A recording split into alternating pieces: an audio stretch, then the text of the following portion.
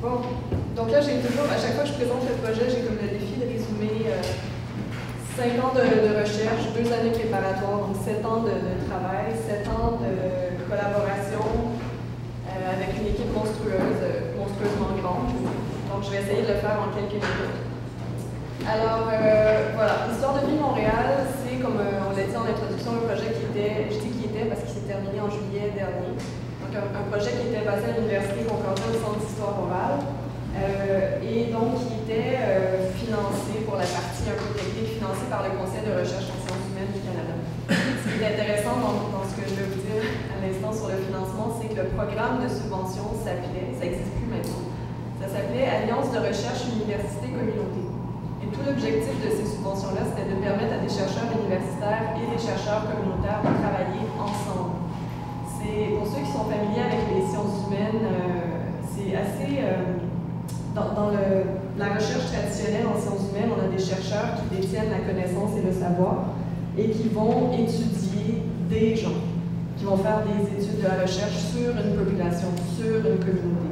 C'est un modèle qui a ses mérites, qui a apporté beaucoup de savoir, de connaissances, mais maintenant, comme ceux qui sont familiers avec les sciences humaines le savent sûrement, de plus en plus, on essaie de travailler en collaboration, d'avoir un partage de l'autorité, un partage de l'autorité dans le sens que oui, le chercheur, celui qui détient le savoir académique, a une autorité, a un pouvoir, mais la personne avec qui il travaille, son sujet d'étude, peut aussi être un partenaire dans la conversation. Et de là, naît une espèce de dialogue où les deux apprennent l'un de l'autre. Et donc, c'est pour ça que Histoire de vie Montréal, Histoire de vie Montréal était complètement basée sur cette idée de partage de l'autorité. On avait 18 organismes partenaires, des organismes communautaires qui étaient issus des communautés participantes et une quarantaine de chercheurs de toutes les universités du Québec. Et notre objectif, c'était de collecter, d'enregistrer l'histoire de vie de 500 Montréalais et Montréalaises qui ont quitté leur pays d'origine en raison des guerres, des génocides ou d'autres types de violations des droits de la personne, mais aussi des gens qui sont arrivés ici directement, mais aussi leurs enfants, parce qu'on a découvert, c'est bien nouveau, mais tout au long du projet, on a démontré de plus en plus que c'est extrêmement intéressant de voir comment les histoires sont transmises ou non d'une génération à l'autre. Et ce volet-là, le volet intergénérationnel, a pris de plus en plus de place dans notre projet au fil des ans. Probablement parce qu'on avait beaucoup... c'est drôle, je voyais les dates de naissance de la plupart des interviewés. Il y en a beaucoup qui sont nés la même année que moi. Il y avait aussi beaucoup de gens dans notre équipe qui étaient dans fin vingtaine, début trentaine, et qui étaient des chercheurs, qui étaient impliqués dans le projet, qui souvent étaient eux-mêmes les enfants de personnes immigrées maintenant, d'ailleurs, et qui n'avaient aucune idée de l'histoire de leurs parents, de l'histoire de leur famille, qui évidemment se posaient des questions sur leur identité. Il y a d'autres extraits que j'aurais pu vous montrer. En fait, dans l'installation, si ça vous intéresse le sujet, vous pourrez regarder la vidéo de la famille Gassama. Il y a un extrait de Sandra Gassama qui est d'origine rwandaise, mais qui a vécu en Éthiopie beaucoup et réfléchit pendant longtemps sur la question de bon, qu'est-ce que je suis finalement? Est-ce que je suis canadienne? Est-ce que je suis québécoise? Est-ce que je suis montréalaise? Est-ce que je suis rwandaise, éthiopienne? Puis donc, tous ces questionnements-là. Et donc, on a beaucoup de jeunes chercheurs, mais aussi des moins jeunes, qui ont fait des entrevues pour comprendre leur propre histoire. Bon, alors le type d'entrevue qu'on faisait, c'est important de le mentionner aussi, c'est des entrevues d'histoire de vie, évidemment, le titre le dit. Donc, ce qui nous intéressait, c'était pas seulement la période... Je devrais tenir le micro comme il faut, j'ai l'impression que ça m'arrive. Ce qui nous intéressait, c'était pas seulement la période de violence ou de déplacement, mais bien la vie de la personne dans son ensemble. Donc, le avant, le pendant, le après, le aujourd'hui. On a un peu refusé de limiter les personnes à leur simple statut ou aspect de leur vie, donc en tant que survivants ou personnes déplacées. D'ailleurs, les mots qu'on utilisait on était très soucieux des mots qu'on utilisait en parlant aux gens. La question le simple terme survivant.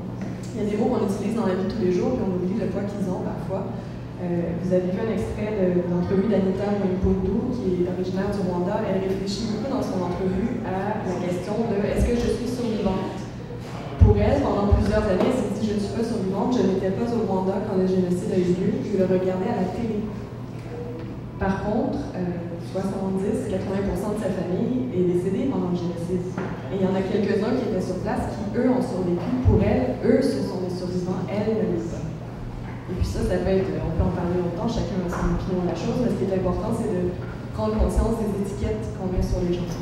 Et donc, le fait de faire des très longues entrevues d'histoire de vie depuis le plus ancien souvenir jusqu'à aujourd'hui, ça permet justement aux gens de se raconter, de se définir et d'interpréter leur histoire eux-mêmes, au lieu de se limiter seulement à, bon, parlez-moi de la Shoah, parlez-moi des camps de concentration, parlez-moi du régime des Khmers rouges au Cambodge. On demandait aux gens de nous raconter leur vie en entier. Maintenant, vous avez sûrement remarqué aussi que la qualité de la vidéo est assez irrégulière, mais bon, enfin, c'est pas toujours la même vidéo. Donc, dans notre immense équipe de 150 personnes, il y avait, comme je vous disais, des chercheurs communautaires, des chercheurs universitaires, il y avait des gens de tous les domaines, de toutes les disciplines. Parmi eux, il y en a qui savaient manier la caméra, mais d'autres non. Mais ce qui est important dans ça, c'est que toujours nos équipes de tournage étaient très, très réduites. On essayait d'éviter le plus possible. Puis souvent, les entrevues se faisaient chez les gens. Donc, on ne voulait pas débarquer chez les gens avec la méga caméra, le kit d'éclairage, la maquilleuse professionnelle. Maintenant, parlez-moi du génocide et pleurer, ça va faire très beau. On va prendre des belles shots de la langue qui coule sur votre joue. C'est pas du tout l'approche qu'on avait, bien au contraire. Ceci dit, je vous dirais que moi, comme coordonnatrice du projet pendant les 4 dernières années, et malheureusement, j'ai souvent eu des appels des médias qui cherchaient de la matière. Un genre d'histoire, une espèce de voyeurisme qui est intéressant à déconstruire parfois. Et souvent, quand les gens se rendaient compte qu'on avait travaillé dans un principe très collaboratif et tout ça, c'était beaucoup moins intéressant tout à coup pour eux. Donc, par exemple, quelqu'un qui était originaire du Rwanda, qui nous racontait sa vie pendant le génocide et refusait de parler de la guerre et de la violence et tout ça, pour nous, c'était une entrevue qui était tout aussi valable qu'une autre où on mettait l'accent sur cette période difficile. Donc, c'est une approche qui est un peu novatrice, ou enfin qui est très complexe aussi. Hein, à tous les jours, on avait des questionnements, des réflexions assez importantes sur l'éthique de travail, sur la méthodologie, tout ça. Maintenant, les entrevues, combien de temps il nous reste? Parce que je voudrais quand même que vous puissiez poser des questions. Donc maintenant, c'est ça, les entrevues, on ne les a pas non plus recueillies, on n'a pas enregistré les histoires seulement pour que dans nos bureaux à Concordia, on ait une belle bibliothèque avec plein de DVD d'entrevues. L'idée, c'est que les histoires soient entendues, soient diffusées le plus possible. Et on croit beaucoup au pouvoir de l'histoire individuelle, en fait. Au fait que, bon, moi, personnellement, j'ai grandi ici, je ne sais pas ce que c'est la guerre et tout ça, mais quand ma collègue de bureau me raconte, ben, écoute, moi, j'étais là, j'ai vécu telle chose, voilà comment ça se passait. Quand on entend ça de quelqu'un, d'un être humain à qui on peut donner un nom et qui est quelqu'un qu'on côtoie, tout à coup, des concepts très abstraits, très loin de nous, deviennent très réels, très incarnés. Une autre des choses qu'on voulait démontrer, c'est qu'aujourd'hui, dans le monde dans lequel on vit, c'est vraiment pas nouveau ça non plus, mais les distances, les frontières, tout ça, c'est très malléable, très flou. Souvent, bon, moi qui suis dans la trentaine, pour moi, l'Holocauste, la Shoah, c'est déjà c'est un autre siècle. C'est très très loin, autant dans le temps que dans l'espace. Le régime des Khmers rouges au Cambodge tout le temps, puis d'autres situations de violation des droits de la personne aussi. Mais pourtant, ces histoires-là, cette historique, donc le contenu historique, mais l'histoire vécue est présente, peut-être ici dans la salle, certainement dans le musée, dans l'autobus, dans le métro, dans les gens qu'on côtoie.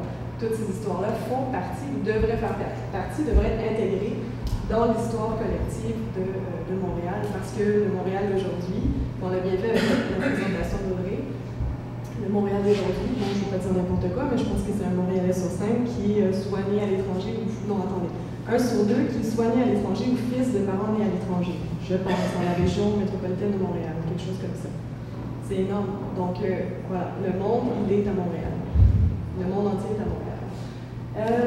Je vais m'arrêter de faire du blabla. Je vais vous inviter à poser des questions, puis voilà, ça me fera plaisir de répondre.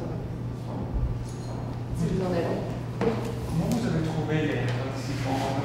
Avec les réseaux, vous les avez identifiés? C'était des réseaux qui existaient, un appel à candidature ouvert, comme ça? Oui, en fait, comment ça. Bon, vous avez sûrement remarqué qu'il y a des communautés où bon, il y a des zones géographiques ou des périodes historiques qui ont été traitées plus que d'autres. Donc, peut-être je vais aller à la source pour que vous compreniez comment on a trouvé les participants. Donc, à l'origine, avec cette subvention, communauté, université, alliance de recherche, on devait avoir des organismes partenaires, organismes communautaires qui travaillaient en collaboration avec des chercheurs académiques. Et donc, évidemment, presque toutes les régions du monde ont été touchées par des violations aux droits de la personne, malheureusement. Et on aurait beaucoup aimé pouvoir étudier tous ces sujets et donner la parole à tout le monde. Mais pour des raisons pratiques, il y a certaines communautés qui étaient plus présentes que d'autres. Donc, on avait un groupe de travail sur le Rwanda, un autre sur le Cambodge, un groupe de travail qui au début s'appelait Holocauste, tout court, et après qui a changé de nom pour Shoah et autres persécutions contre les Juifs. Parce qu'il y avait tout un volet juif-séfarade de l'Afrique du Nord, Irak, etc. Et un quatrième groupe, Haïti, donc les régimes du Mali, Alliance d'État. Et on avait 3 autres groupes de travail qui étaient plus transversaux, qui étaient plus... un groupe qui faisait tout ce qui est représentation artistique, donc comment emmener les histoires sur scène, comment faire une pièce de théâtre à partir des histoires personnelles. Un autre groupe pour l'éducation, qui développait des programmes pédagogiques. Et un dernier qui travaillait avec des jeunes qui avaient un background de réfugiés, le statut de réfugié. Et donc, tous ces groupes, chaque groupe de travail était en fait une combinaison de chercheurs académiques et d'organismes partenaires. Donc, quand on pense à la communauté cambodgienne, quand la moitié plus que ça, quand 70% du groupe de travail Cambodge est d'origine cambodgienne, mais c'est pas difficile pour eux de trouver des Cambodgiens interviewés. C'est maman, papa, c'est ma tante, mon oncle, une amie. Donc, c'était beaucoup le bouche à oreille. On a fait quelques appels, des annonces dans les journaux, des trucs comme ça, mais ça marche pas. Il faut c'est vraiment des relations de confiance qui ont été construites sur de longues périodes de temps. Comme on faisait des entrevues histoire de vie, donc des fois l'entrevue durait 1 heure, mais on a des entrevues de 10, 15, 20, 25 heures. Donc c'est plusieurs rencontres sur des semaines, des mois. Donc un message Facebook, bon, en même temps, on laissait la possibilité, n'importe qui pouvait nous contacter puis proposer de raconter son histoire, puis on était très contents de les aider à le faire. Mais dans la majorité des cas, c'était le réseautage interpersonnel.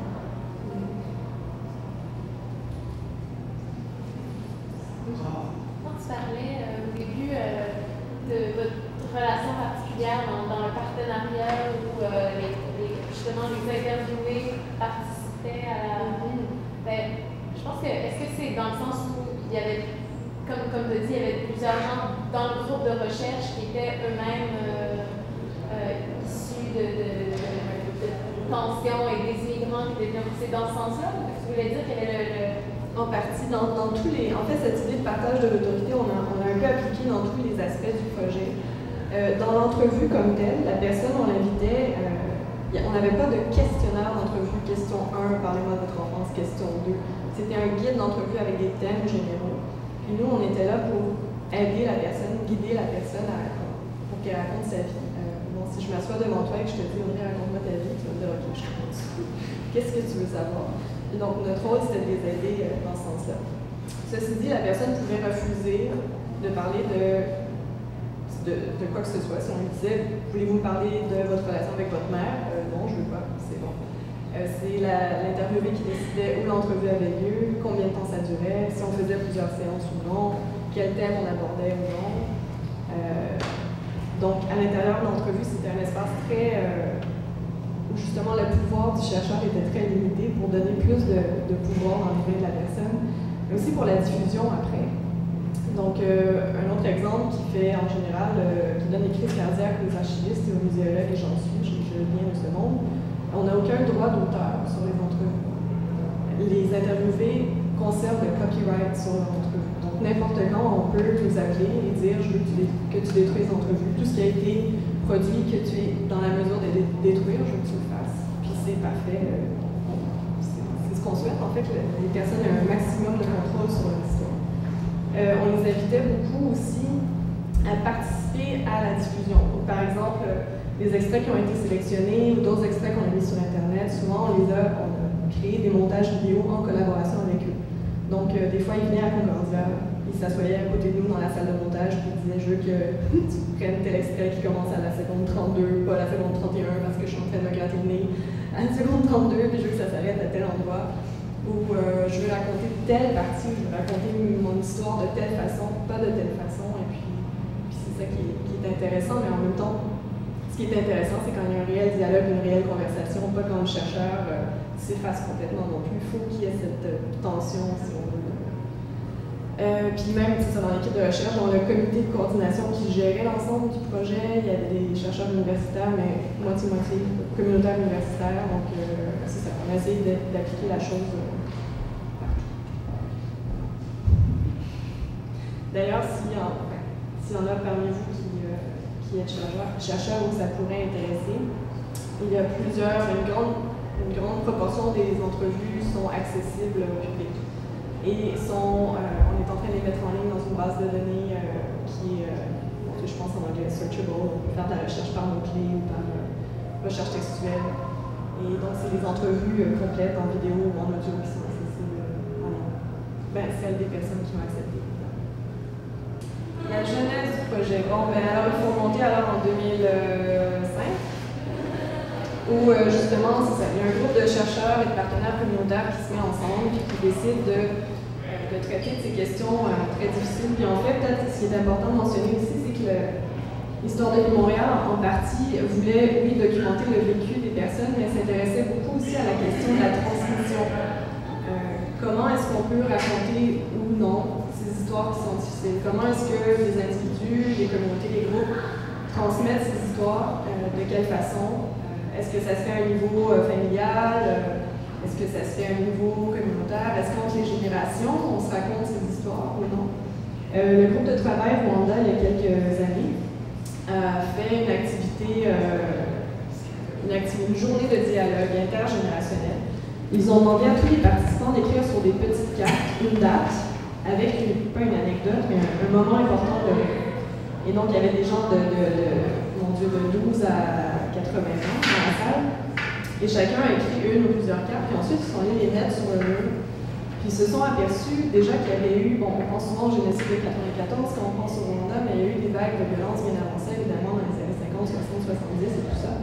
Ils se sont aperçus au bout du compte qu'il y avait que les personnes moins jeunes, pour être polis, n'avaient aucune idée non plus de ce que les jeunes avaient vécu, et que les jeunes n'avaient aucune idée de ce que les plus vieux avaient vécu. Puis donc, à partir de cette ligne du temps collective, ils se sont mis à se parler, puis à faire des liens entre eux, puis à se dire, ah oui, toi, tel moment, t'étais au Burundi, t'as fui pour telle raison, ou ah oui, déjà en 1960, parce qu'on était tout petits, on pouvait se faire emprisonner, bon.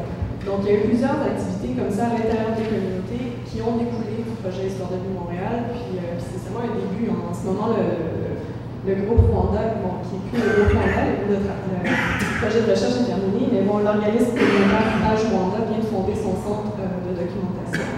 Donc, toutes les entrevues qu'ils ont faites pendant le projet, qu'on est conservées dans ce centre-là, ils continuent à faire des entrevues et à faire plusieurs activités pour conserver la mémoire, mais aussi pour éduquer. Il y a beaucoup de personnes qu'on a interviewées, bon, chacun avait sa raison particulière pour raconter son histoire. Il y en a plusieurs qui ont refusé aussi, pour qui c'était trop difficile ou qui n'étaient pas intéressés tout simplement. Mais il y en a plusieurs qui nous ont dit qu'ils le faisaient pour contrer le négationnisme, par exemple, ou qui le faisaient parce qu'ils étaient les derniers survivants, les derniers membres de leur famille. S'ils ne témoignaient pas pour les disparus, personne ne saurait jamais ce qui leur était arrivé. Il y en a qui me disaient, oui, ok, je vais faire une entrevue avec vous, mais je veux que mon fils, ma fille, mes petits-enfants soient dans la salle, je vais raconter mon histoire une fois, je la raconte plus jamais. Ça va être enregistré sur DVD, c'est là, c'est bon. C'est trop difficile, je ne vais pas me mettre à parler de ça à chaque semaine. Qu'est-ce qu'on avait d'autre comme raison? C'est à peu près ça. Toute la question du never again, enfin, c'est un peu déprimant quand on voit ce qui se passe dans le monde. Après un projet comme celui-là, tu as tous ces gens qui ont beaucoup réfléchi aux questions de violence et toutes ces questions et qui ont des idées très intéressantes. Et après, on voit ce qui se passe dans le monde. Never again, ça fait un peu des décennies qu'on se répète qu'il ne faut pas qu'il y ait un autre génocide, il ne faut pas qu'il y ait une autre situation comme le Shoah, puis ça fait que continuer. Mais bon, on est peut-être optimiste et un peu idéaliste, mais j'ai l'impression que des petits projets comme celui-là peuvent au moins lutter, au moins ici à Montréal, dans cet environnement, contre les préjugés, le racisme, la discrimination, tout ça. Une démonstration!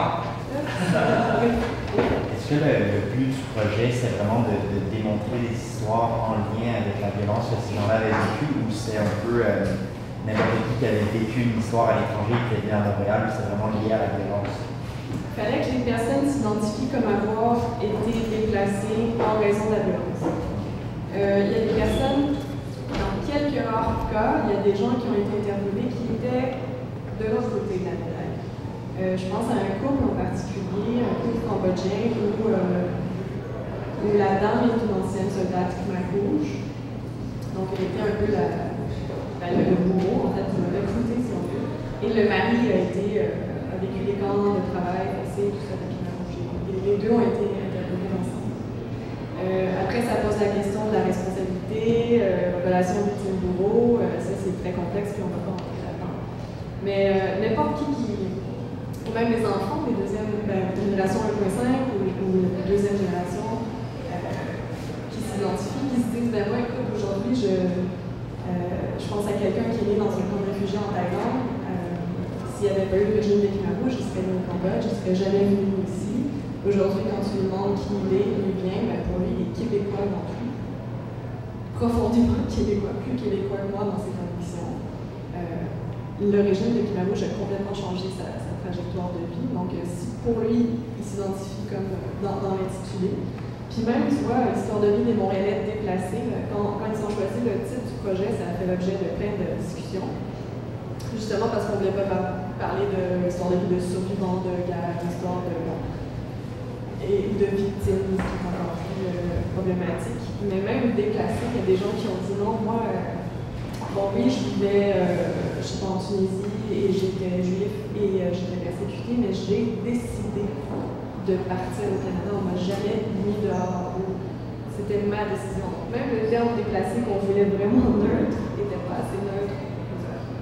Puis toujours dans notre objectif de permettre aux gens de se définir eux-mêmes au lieu de mettre des étiquettes, on devient un peu, on ne sait plus quel mot utiliser après. On va laisser la porte